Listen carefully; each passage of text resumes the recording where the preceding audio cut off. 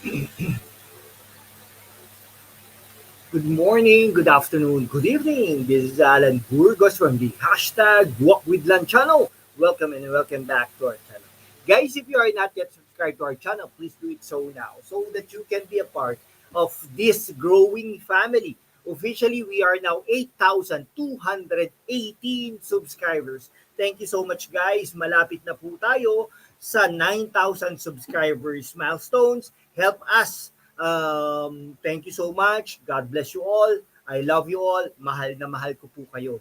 Ay, nako. Sige po pag-usapan po natin yung ano, no? Ito medyo matagal-tagal na news, no? Yung with regards doon sa tatlong Duterte na posibleng tumakbo bilang senador ng Pilipinas. No? Sino po ba yung mga tres Dutertes na ito? Pinapangunahan po ito ni dating Pangulong Rodrigo Roa Duterte.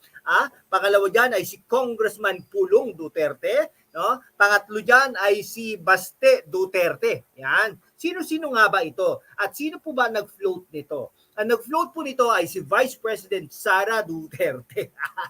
Panay Duterte, no? Duterte, Duterte, Duterte. Yon, no? Anyhow, okay, so iano po natin, i-analyze lang po natin. Siyempre, tayo, binibigay po natin ang backgrounder ng mga politikong ito para naman malaman natin kung karapat-dapat nga silang maging senador o humawak ng isang public office. Baka naman kasi hindi sila nararapat dyan at anak lang sila ng mga artista, no? Anak ng born again Christian o di kaya naman ay nag-aral sa Ateneo o gwapo at saka pinapalabas na sila ay for transparency and alam niyo po diyan, no, meron diyan sa diyan sa eastern part of Metro Manila, no?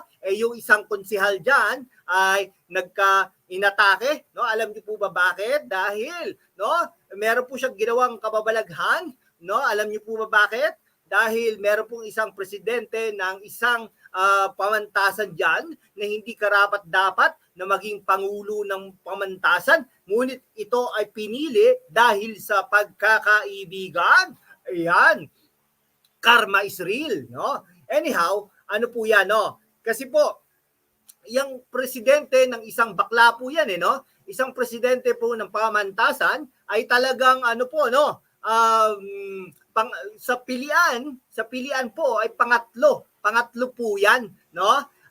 Pangatlo po yan dahil hindi naman po yung in terms of credentials ay walang-wala naman yan. Bulok ang credentials niyan. Hindi ko nga alam bakit naging presidente yan o naging napunta yan sa eskwelahan, no? Pero mga pag pinag-uusapan ay kabaklaan, ay talaga namang magaling na magaling yan.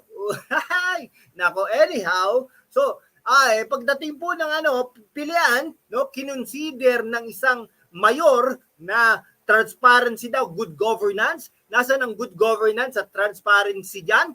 Pinili mo ay pangatlo lamang, no? Yung una, pangalawa, hindi mo man lang kinonsider. Ano yan? Political lang ba yan? Political lang ba yan? So anyhow, pag-usapan po natin ang mga Duterte, no? Okay. Sige, umpisahan po natin kay dating Pangulong Rodrigo Roa Duterte, no? Ito, pag ito na-elect, no? Iano muna natin yung pros, no? Kasi naging po to, no? Naging vice mayor, no? As vice mayor, handle niya yung legislative function ng local government. So may experience siya diyan, mag-lead, no? Parang ito ay Senate President o Speaker of the House, kumbaga.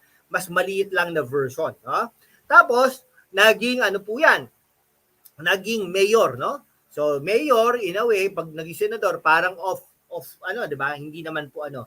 Pero in a way, alam pa rin niya ang local governance, no? Local government unit na pwedeng maging factor upang makapagpasa siya ng batas, no? Pagdating ng araw. Okay? Naging congressman din 'yan, no? Pero nabalitaan natin nung naging congressman siya, absenteeism, no? Naboboard siya doon, no? Dahil nga debate, no? Pagtulak ng mga batas, something like that, no? Pero anyhow, nandun pa rin yung experience, Okay. Naging pangulo siya ng bansa. So, national level, no? 6 na taon. Dumaan siya dun sa COVID situation. So, malaking factor yon, no? Pwede niyang gamitin ito upang magpasa ng batas, upang magsabi sa kanila, ito ang dapat, ito ang tama, no? Parang ginagawa ni Gloria Macapagal Arroyo, no? Sa ngayon, okay? Ngayon, yun ang mga advantages ni Rodrigo Roa Duterte na ating naging Pangulo. Okay? Now, ang problema lang diyan yung edad, no? Ilang taon na ba? No, ilang taon na ba si Pangulong Rodrigo Roa Duterte, no? 78, mag-81, something like that. So, definitely yung health issue will be a factor, no? Napakahirap po niyan. Ha? Hindi po talaga maganda yan yung health issue na yan kasi napakatanda na, no? Ano ba 'yon? Baka mas mapadali pa ang buhay, pero kung in terms of legacy naman, baka naman pwede natin pagbigyan para naman may ginagawa siya at ambag siya sa lipunan.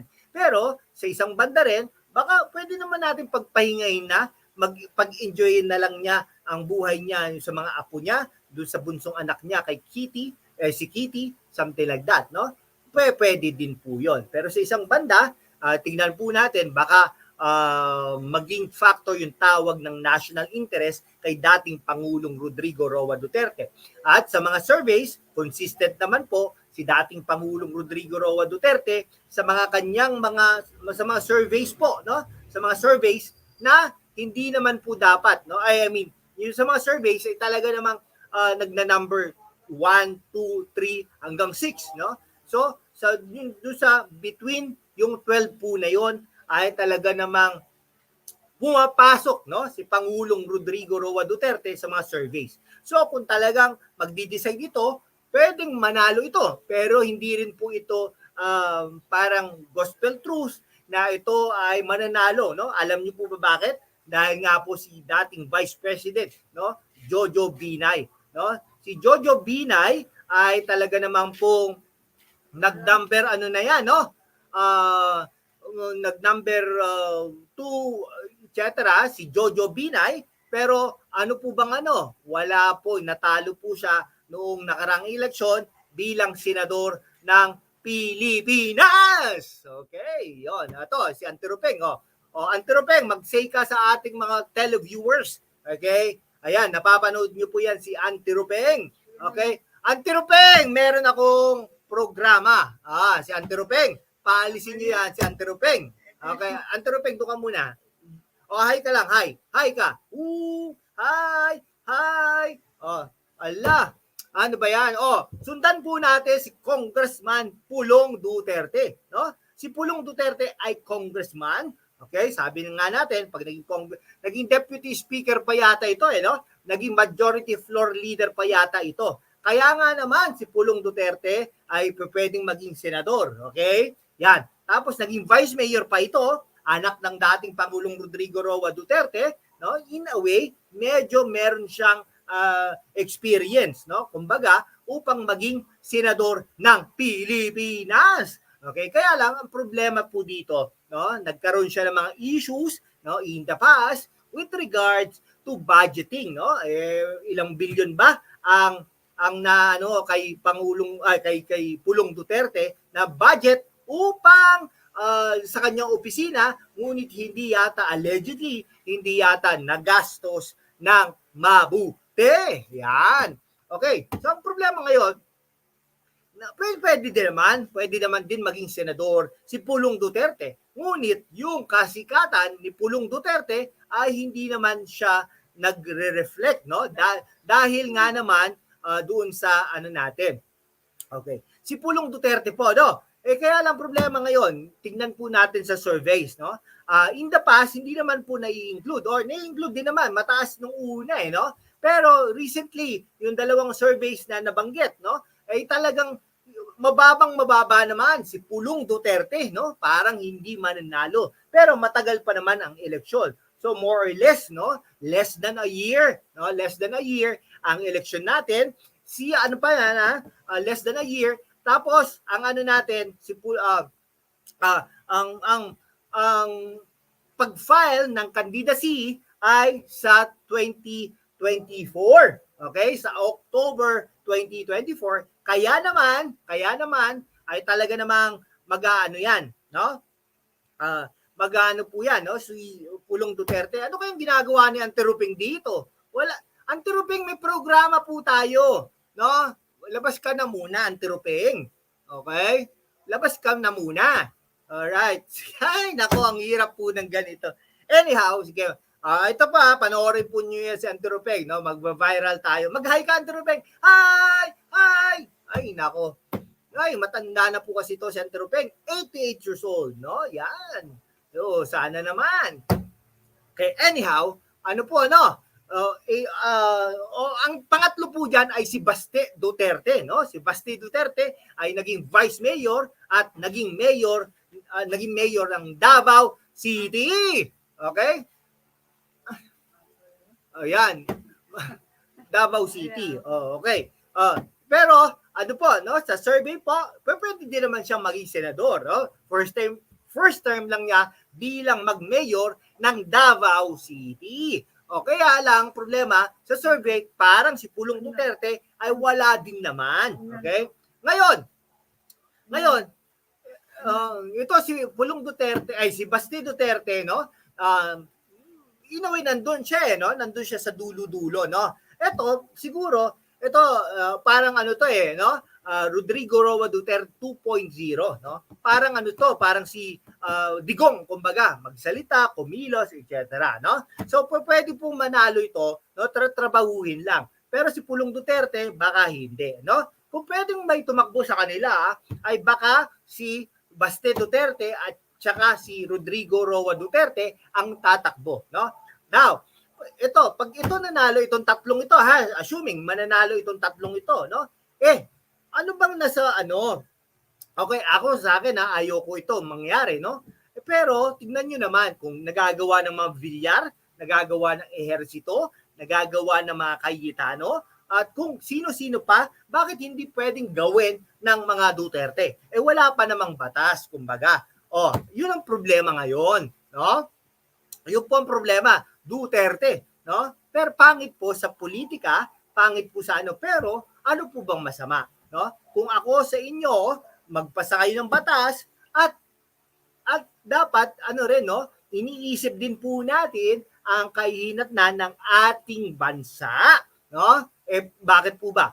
Si Baste, no? Si Rodrigo Roa Duterte at saka si bakit ganoon, 'di ba? Ay kaya hindi po natin alam kung mananalo itong tatlong ito. Okay? Sige po. Hanggang dito na lang po mga kaibigan ko, no? Kung kayo pabor na pabor sa pag-ano ng tatlong Duterte upang tumakbo, ay nako, Diyos ko, dapat naman. Pero bahala po kayo, no? Kung kursunada niyo po ba yung tatlong 'yan, 'di ba? Pero ako pag bumoboto, isa-isa lang, hindi po ako kunwari Cayetano, may Cayetano na hindi ko na iboboto 'yan, no? Villar, ay may Villar na, hindi ko na po iboboto 'yan. Hindi ko rin po binoboto yung mga artista, kumbaga sa kasakali, no? Unless otherwise may mga ginagawa naman maganda 'yan para sa bayan. Pero kung wala, wag na lang po, no? Sige po, hanggang dito na lang po mga kaibigan ko, Maraming salamat po sa inyong lahat. Kung hindi ka pa nakapag-subscribe, mag-subscribe ka naman para naman we can be able to maintain and sustain this channel. Thank you so much to Auntie Ruping na extra pa siya rito, no? Sige po, mag-like po kayo, mag-hit po kayo ng subscribe, no? Maraming salamat po sa inyong lahat.